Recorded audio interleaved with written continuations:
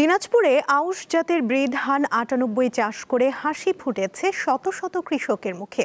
চেহেলগাজী ইউনিয়নের অনাবাদি জমিতে এই ধান চাষ করা হয়েছে। সমবায় ভিত্তিতে আবাদ করা মাত্র ১১০ দিনের মধ্যে ঘরে তুলেছেন ধান কৃষকেরা।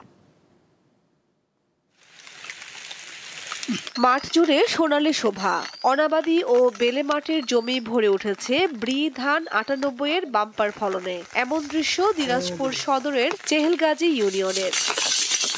এই অঞ্চলের সমবায় ভিত্তিতে ব্রি ধান আবাদ করেছেন চাষিরা। মাত্র ১১০ দিনে ফসল ঘরে তুলছেন তারা। প্রতি একর জমিতে ৮৫ থেকে ৯০ মণ ধান পাচ্ছেন কৃষকরা। এই হিসেবে খরচও কম, বিশেষ সংখ্যা একটু কম লাগে, সার কম লাগে। এই জন্য আমরা এই ধানটা আবারও লাগাবো সামনে আগামীতে। তুলনামূলক গতবার আবার সেচ বেশি লাগছিল, এবার সেচ সংখ্যা খুব কম লাগছে। বৃষ্টি হয়েছে, ঘন ঘন বৃষ্টি হয়েছে। যে ধান উঠাই আমরা ধান বিক্রি করব ২৫০০ থেকে ২৮০০ টাকা বস্তা। এই টাকা দিয়ে আমরা সামনে আবার আগাও আলু লাগাবো।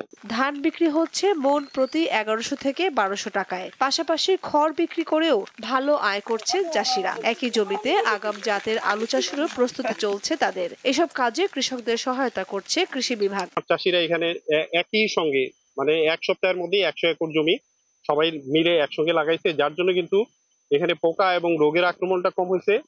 পাশাপাশি ফলন আমি আশা করতেছি যে প্রায় ৬ টনের মতো ফলন পাবো।